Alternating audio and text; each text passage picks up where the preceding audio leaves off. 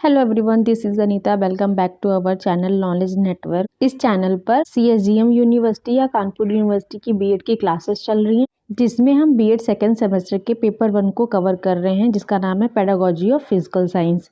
इसकी आज 10th class रहने वाली है। आज का हमारा टॉपिक है उद्देश्यों को व्यवहारिक रूप में लिखना, रॉबर्ट मेगर विधि, रॉबर्ट मेगर अप्रोच। तो पिछली क्लास में हमने अध्ययन किया था कि उद्देश्यों को व्यवहारिक रूप में कैसे लिखा जाता है और उद्देश्यों को व्यवहारिक रूप में लिखने की कौन कौन सी विधियां होती हैं। पिछली क्लासेस को अगर आपने नहीं देखा है तो चैनल पर क्लासेस की प्लेलिस्ट बनी है, आप वहां से जाकर देख सकते हैं। क्लास का लिंक आपको वीडियो के डिस्क्रिप्शन बॉक्स में मिल जाएगा। तो स्टार्ट करते हैं आज का टॉपिक, शिक्षण उद्देश्यों को व्यवहारिक रूप में लिखने की विधियां। आप अगर सीएसजीएम यूनिवर्सिटी से बीएड कर रहे हैं या अदर यूनिवर्सिटी से भी बीएड कर रहे हैं, आपके लिए ये सब्जेक्ट बहुत इंपॉर्टेंट है। पेडागोजी ऑफ फिजिकल साइंस हुआ या सोशल साइंस हुआ या इंग्लिश हुआ, हिंदी हुआ, आपका कोई भी पेडागोजी सब्जेक्ट होगा, आपको टॉपिक सभी में सेम मिलेंगे। तो स्टार्ट करते हैं आज की क्लास। शैक्षिक उद्देश्यों को व्यवहारिक रूप में लिखने की अनेक विधियां हैं, जिसमें पहली है ब्लूम उपागम, ब्लूम अप्रोच, मेगर उपागम, ग्राउंडलैंड उपागम, मिलर उपागम और एनसीईआरटी या आरसीईएम उपागम। इन सब विधियों में सबसे ज्यादा इंपॉर्टेंट आपकी ब्लूम उपागम है और आरसीईएम उपागम।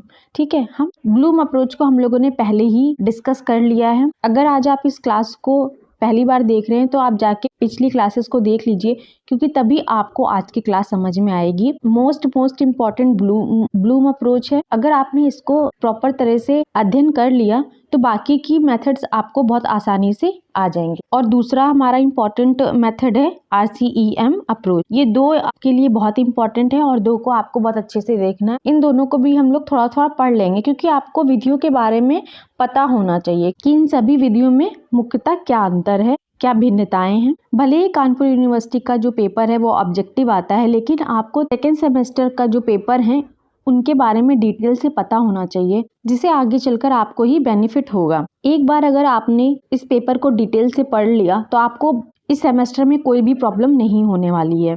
स्टार्ट करते हैं आज की क्लास। रॉबर्ट मेगर उपागम, रॉबर्ट मेगर अप्रोच। अगर आपको हमारे नोट्स परचेज करने हैं तो कॉन्टैक्ट डिटेल आपको डिस्क्रिप्शन बॉक्स में मिल जाएगी। रॉबर्ट मेगर एक अमेरिकन मनोवैज्ञानिक एवं लेखक थे।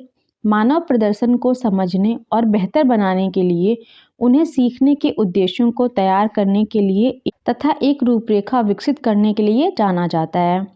रॉबर्ट मेगर ने 1962 में अभिक्रमित अनुदेशन, प्रोग्राम्ड इंस्ट्रक्शन के क्षेत्र में शैक्षिक उद्देश्यों को व्यवहारिक रूप में लिखने को विशेष महत्व दिया।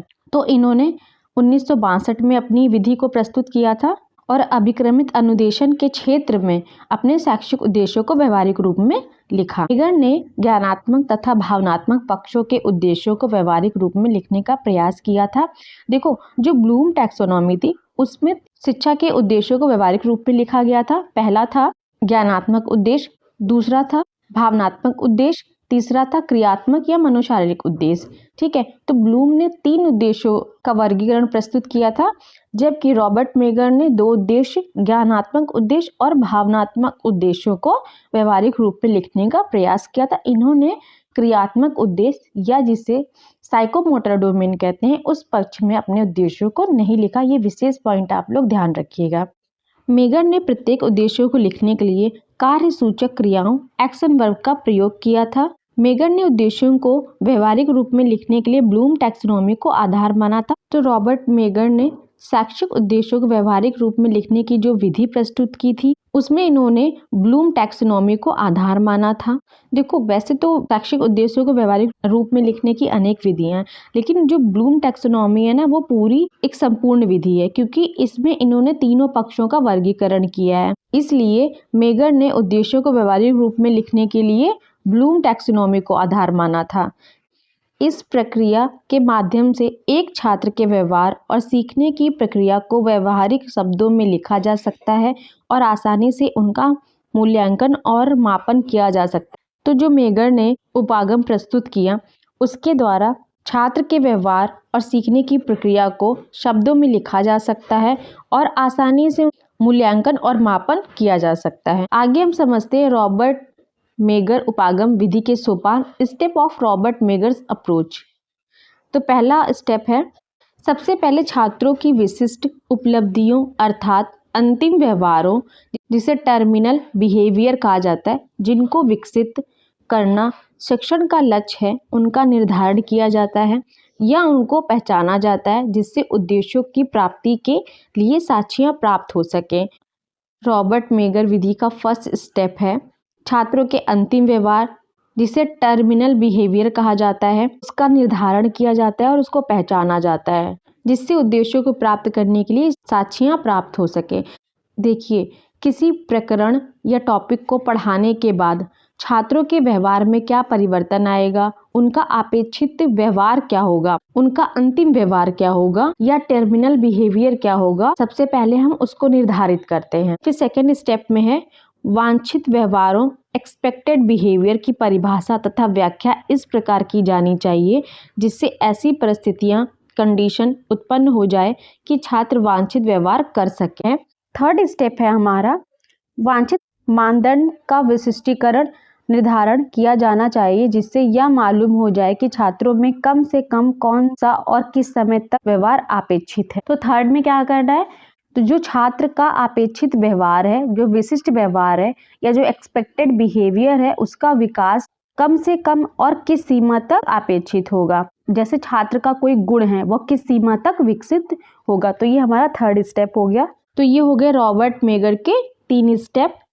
जैसे हम एक एग्जाम्पल से समझते हैं, अंतिम व्यवहार की पहचान और उसका अर्थ। तो देखिए, जब हम लेसन प्लान का निर्माण करते हैं तो उसमें जो उद्देश्य निर्मित आते हैं, उद्देश्यों के आधार पर जो अपेक्षित व्यवहार अंतिम व्यवहार की पहचान की जाती है और उसका अर्थ लगाया जाता है। कोई शिक्षक विज्ञान से संबंधित उद्देश्यों का व्यवहारगत परिवर्तन बना रहा है तो वहाँ क्या करेगा, जैसे आणविक सूत्र ये छात्र को बताया जाए तो छात्र यौगिक का विश्लेषण करना जान जाएंगे। जैसे छात्र आणविक सूत्र के बारे में सामान्य रूप से जानते हैं या आणविक सूत्र का प्रत्यय स्मरण कर सकेंगे या प्रत्यभिज्ञान कर सकेंगे और जो यौगिक होते हैं उनका विश्लेषण भी कर सकेंगे।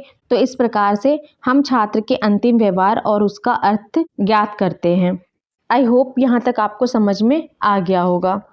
तो list of action verb of cognitive domain objective, ज्ञानात्मक पक्ष के उद्देश्यों के लिए कार्यपरक कार्यसूचक क्रियाओं की सूची, जिसमें उनका पहला उद्देश्य है ज्ञान। इसके लिए कार्यपरक या कार्यसूचक क्रियाएं हैं परिभाषा देना, सूचना देना, सूची देना, नाम देना, पहचानना आदि।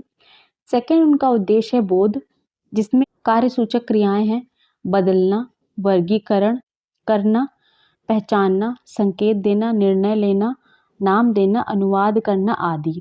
थर्ड उद्देश्य उनका है प्रयोग, जिसमें कार्यपरक क्रियाएं हैं जांच करना, परिवर्तन करना, चुनना, संचालन करना, निर्माण करना, प्रदर्शन करना, खोजना, व्याख्यान करना आदि। फोर्थ उद्देश्य उनका विश्लेषण, जिसमें क्रियाएं हैं निष्कर्ष निकालना, भेद करना, विभाजन करना, पुष्टि करना, अलग करना आदि। फिफ्थ है संश्लेषण, जिसमें क्रियाएं हैं विचार विमर्श करना, संगठित करना, चयन करना, खोजना आदि। भावनात्मक पक्ष का लास्ट उद्देश्य है मूल्यांकन, जिसमें क्रियाएं हैं तुलना करना, निष्कर्ष निकालना, निश्चित करना, मूल्यांकन, निर्णय देना, समर्थन करना, जांच करना आदि।